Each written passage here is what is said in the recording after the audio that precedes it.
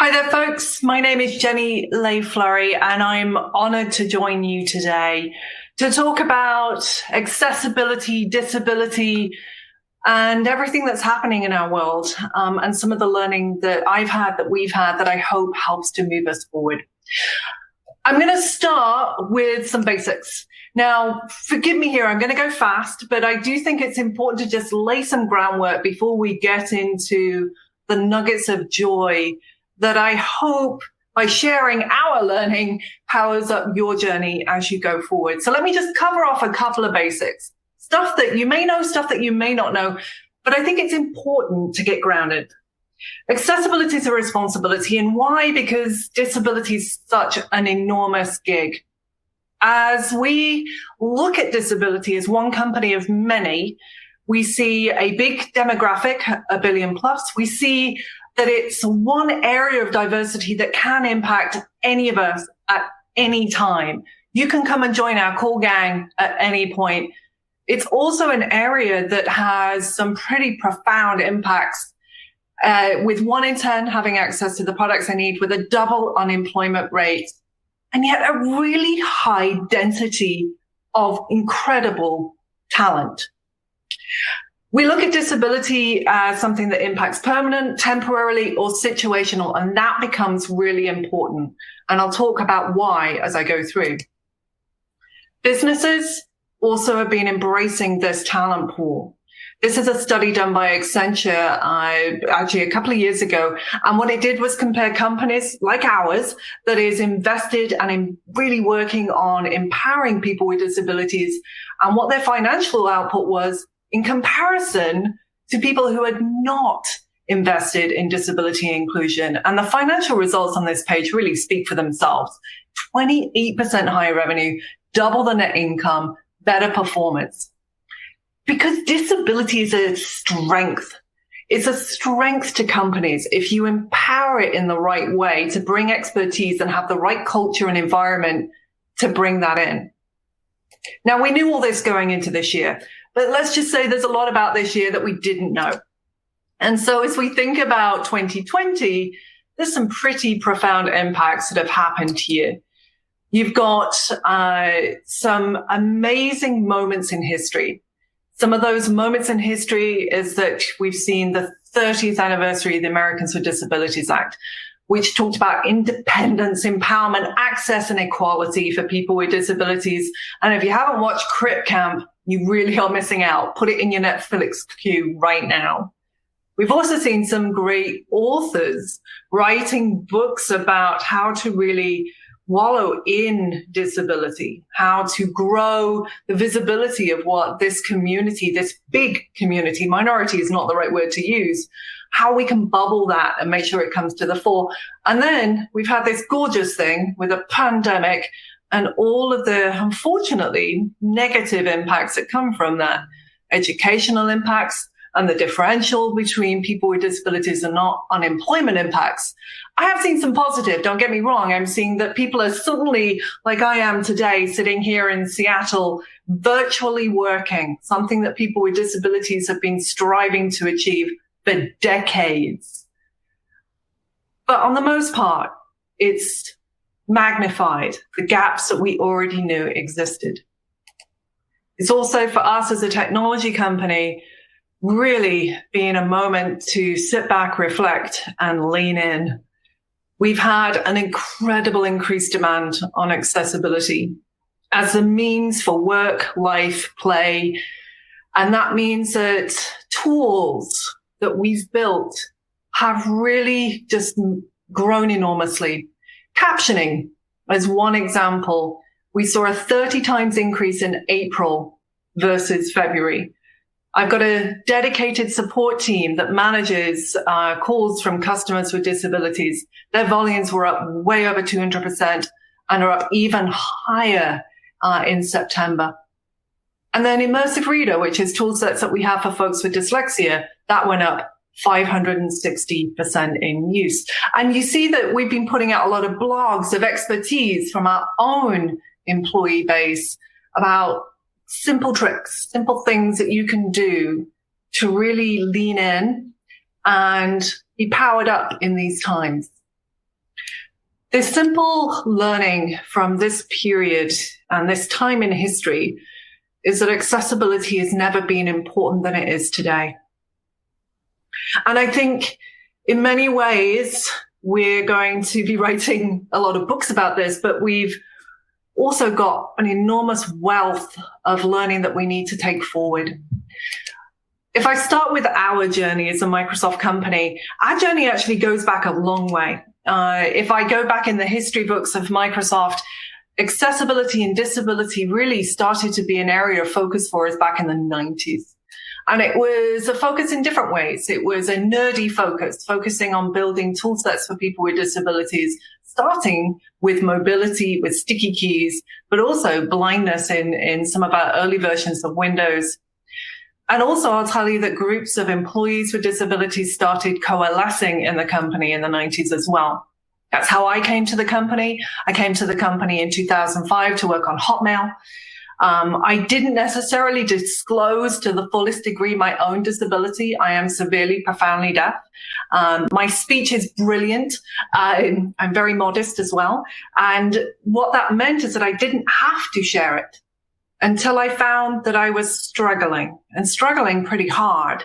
And by sharing it, though, and joining that deaf community and then joining everyone, I eventually built the disability community with the help of many people and chaired that group for 10 years before moving into this role 5 years ago.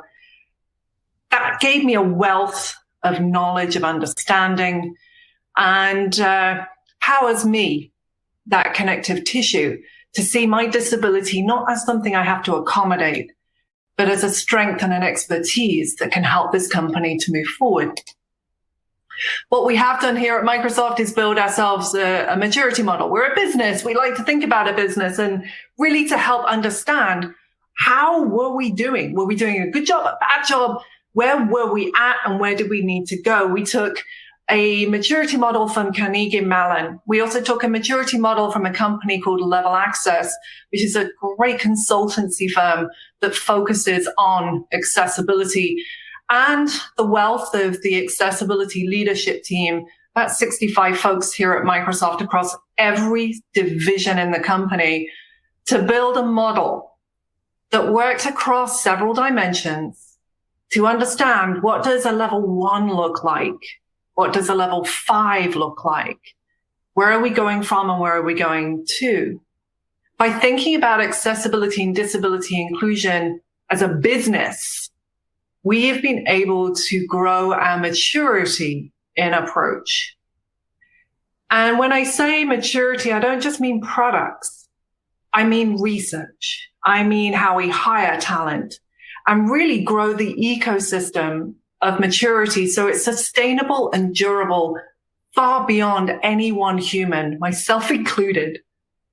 Because at the core of it, our whole premise and the whole premise for this industry must be leaning into people with disabilities, seeing their skills and expertise as that strength that can power everything else in the company. Without that, we quite simply will not get good outcomes.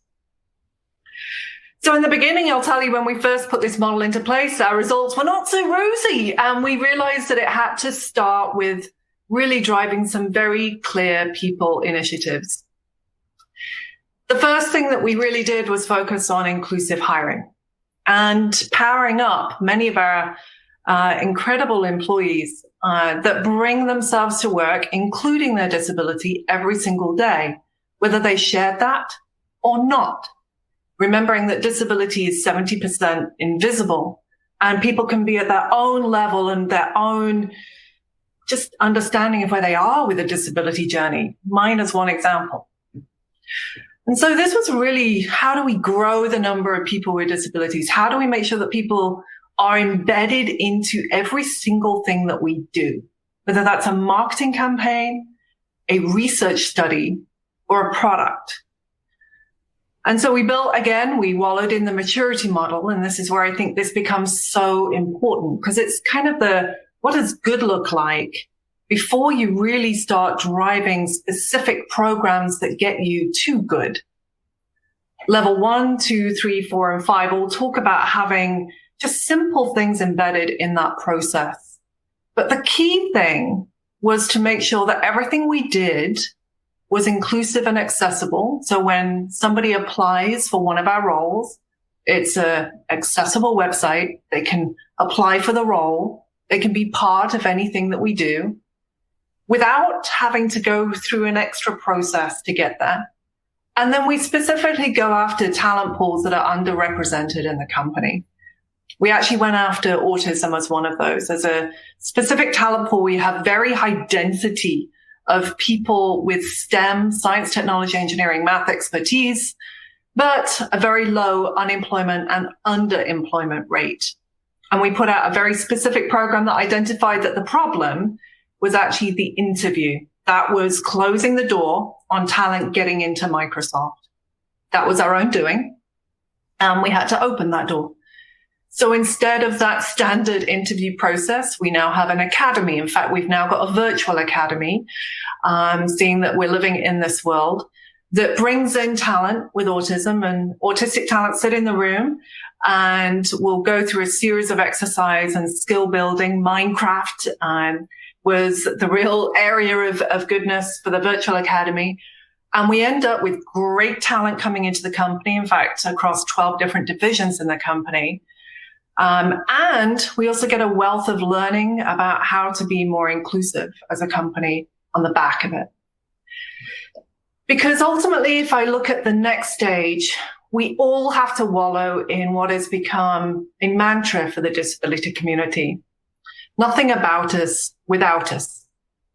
Once you have talent of every form of the disability world, whether it's speech, mobility, vision, hearing, cognitive, neurodiversity, mental health, you've got to have the governance. Then it's about how do you embed people and embed that expertise into your process. This is inclusive design. We kicked this off several years ago, and the premise is not a complex one. If you recognize exclusion, solve for one, extend to many. It's a premise that when you learn something for the 1%, you will actually build better for the 100%. As we were able to build up our people and talent pool, that's where you start to get magnified impact, where you're leaning into not guessing what is right for a person with a disability. You're asking people what is right. The best example of this, I have great examples. There's also poor examples of where we've seen this happen. The poorest example, while understanding there's always goodness that comes out of it, are sign language gloves.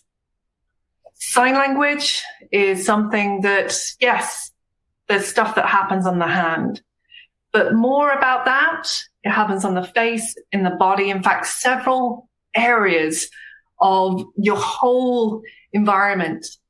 Sign language gloves may move forward our scientific understanding of sign for 1 degree, but the benefit to the deaf does not really convey and necessitate. It means every time I see them, I'm like, where were the deaf people in that process? On the positive side, we have seen a bunch of projects, and these are ones actually that our CEO highlighted last year for National Disability Employment Month, where we've got certain areas of our product that have come through and been designed with and through and for people with disabilities that have got incredible impact as a result. Building inclusive presentations, learning tools, which are tool sets primarily aimed at kids to help with cognitive and neurodiversity. iDrive, moving a robot-controlled car with just your eyes. Seeing AI for the blind, which uses our AI and cognitive tool set. Soundscape, 3D audio, navigation, and wayfinding.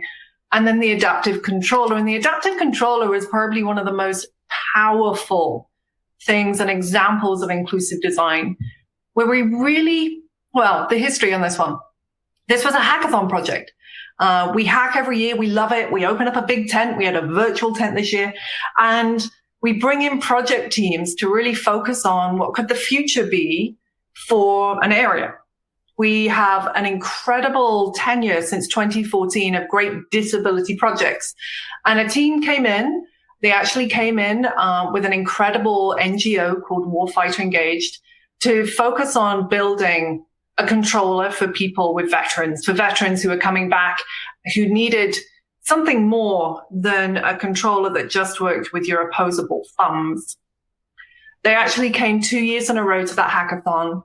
Every time they had an incredible team that was a mix of people with and without disabilities, but with incredible expertise. They built, I can't tell you how many 3D versions of that controller before Xbox actually picked it up and it went and shipped to market. It's a $100 controller that looks cool, that works well, that empowers you to plug in any peripheral in the back. And then you think about what really happened during that process to get to it. It recognized the exclusion. Our exclusion was that the controller was all based on the thumbs. It learned from the diversity. So it went out actually and spoke to so many people internally and externally and got their expertise. What would be the right way to do this? Would it be 2 switches like that? Would it be different? In fact, where it ended up was having a ton of little inputs at the back of the control, which is the picture on the screen, that allowed you to plug in peripheries that would work for you, whether you needed a knee switch, a neck switch, thumb, whatever it may be. Because the other real grounding premise here was it solved for one, but it gave the ability to extend to many. While this was designed with and for people with mobility, for an audience that needed and wanted this, what it ended up was being a controller that is actually really good for young kids who are looking at gaming as something that could be fun. In fact, gaming right now is incredibly important, even more so than it was, as just a means of escape. But it gave access to lots of different communities that didn't have access to this world before. If you get these components in, things move quickly, and this is definitely our learning. We've also learned how to fail fast. But just to give you some sense of how things can move quickly, one of the big things that really came through was that we had a few functions in our products that just weren't in the right place. People didn't know where they were. They couldn't find them, let alone use them. Accessibility Checker was one of those. This is functionality that checks any document that you have. And it sits now, because of getting people's input, right next to spell check. So the next time you send a Word document, a PowerPoint, an Excel, a Visio, which is a flowchart program, anything, hit it, and it will guide you on how to make sure it's accessible. Immersive Reader, which is tool sets for people with dyslexia. The feedback here was also, how could we just build this into products, reduce cost of accessibility, increase availability? And so they didn't just build a very simple set of tools that would improve reading rates by 10%, but they also embedded it into the browser, into Word, into other components in our Office suite to ensure that accessibility just became part of how you use a product, with the overall goal that a kid could sit next to another kid, whether you're dyslexic or not dyslexic, and be able to use the same environment, but just in a different way. One of the biggest learnings we had was with eye control. This was a project that kicked off in 2014 at one of those hackathons. In fact, it was my first hackathon project. And over time, this became not just building it for one individual, but it was about how could we extend it to many. It then, over time, instead of just being able to move your mouse with just your eyes on a Surface device, the research team were able to work with Windows and got it embedded into Windows 10. So if you have a Windows device right now and you hit Windows key U, you will see eye control as one of the many options coming up. Because I think the learning as we look through some of these tool sets is that the more and more and more that we build our wisdom and expertise, the more we realize the opportunity to have societal impact. Code Jumper is another one of those. This was actually designed by a research team in Cambridge, Microsoft Cambridge.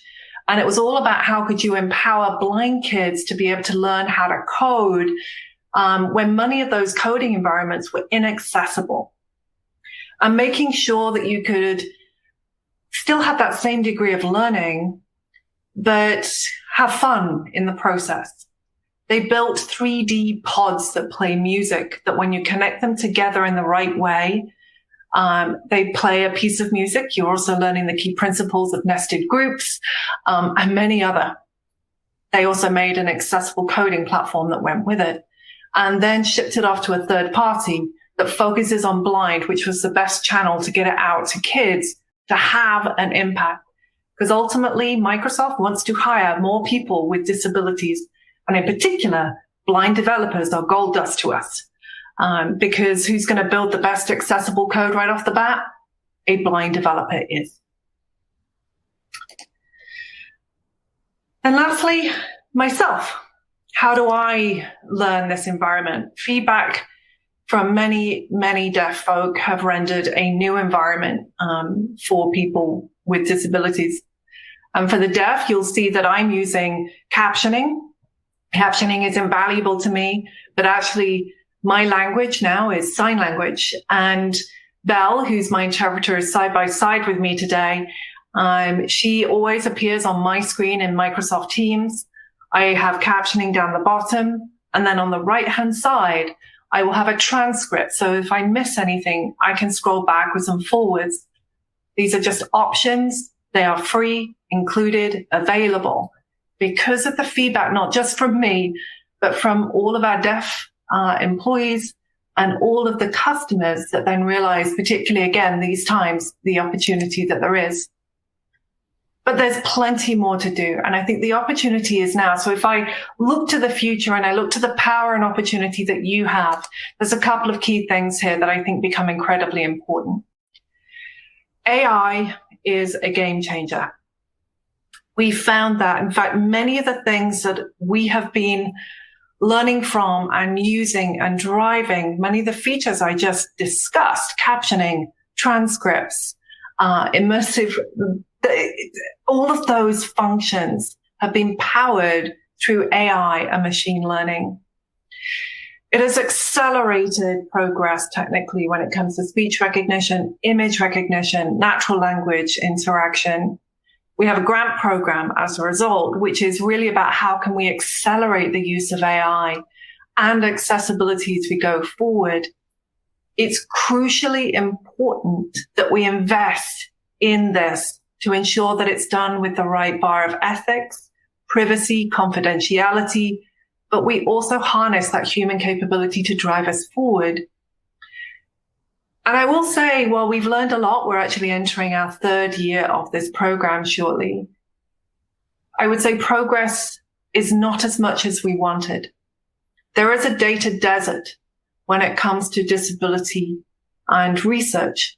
And that's one of the things that we are passionate about growing over time and really course correcting. You'll see some efforts coming out from Microsoft on this already published and some to come that really talk about how we can democratize data and empower more voices, literally and figuratively, to be added into our databases so that we can get the right learning out of them. But quite simply, if you think about image recognition, the more images that we are able to collect and analyze, again, with the right bar of ethics, the quite simple result is going to be that we're going to get far better at how we're able to provide image notation and alternative text, which is invaluable to the blind. So when you put images into your Word document, AI will be able to put an assessment of what that image is into that document. It's incredibly important that we gather more voices from people with disabilities and that we really lean into the power of machine learning going forward. And we do that collectively and we work together towards that goal. One project that actually is about to get published is some work that the Microsoft research team has been doing on RGB eye tracking. This is a long-standing team that has been in place since 2015 in order to really analyze the future of what we can do for people with ALS, and specifically what we can do to power more independent, easy, reduced cost access to simple things like communication. Their research paper really talks about the future of eye tracking and looks at RGB eye tracking. And I think the most powerful thing coming out, which I do recommend you reading, is the potential adjustment. The future here looks rosy. What they found is that RGB eye tracking requires using gaze estimation to predict where a person is looking on the screen, which won't be a surprise to you. But what will be is that with deep learning, we can, and we've demonstrated that it's possible to make that prediction using software alone. And they will introduce the concept of deep INET, a deep neural network architecture that can give you the framework to accelerate what's possible here for people with ALS, many of whom are in time-bound situations where communication with loved ones has just so crucially important to sustained life. We're also finding that there's incredible implications when we think about socialization. Project TOCA in the UK has been looking at what the impact can be when you look at AI and artificial reality. And if you put those two and combine them together, what will that mean as you look at the future of engagement? If you imagine a dinner table, which, by the way, we will get back to when we have all of our families together. I do believe that will happen. And if you have a individual who's blind, but using some of this technology, then being able to understand who is at the table, their facial expression, how they're moving around to pick up dishes or serve drinks, to have a different bar of engagement. I can talk, folks, and I think if you've taken nothing from this, you've probably taken that away. But if there are some key takeaways that I really do passionately believe that we've learned, and I know you've learned many more.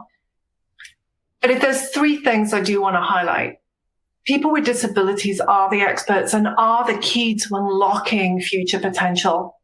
Embedding the expertise methodically, strategically, and powerfully unlocks a new future. Inclusive design is the vehicle and the means to do that. It's important to embed in that methodology and to really ask key questions. And if you're curious, get involved. There is nothing better than learning from these communities and being a part of them going forward. And then we need more data. We need more data. We need more collaboration to push forward that data. And we need to solve the data desert that exists today and lean into the opportunity with AI to open more. Ultimately, I leave you with just one thing: working together, working in partnership with many of you, as we have, and many that I don't yet, and I look forward to learning, will accelerate the journey. I hope that by doing this, we can impact some of the demographics that exist for disability that quite candidly and quite simply, we need to step in front of. So thank you for your time. Thank you for having me here. I am very humbled to be a small part of your conference, and I wish you all the best with the rest of your content and look forward to your questions. Thank you.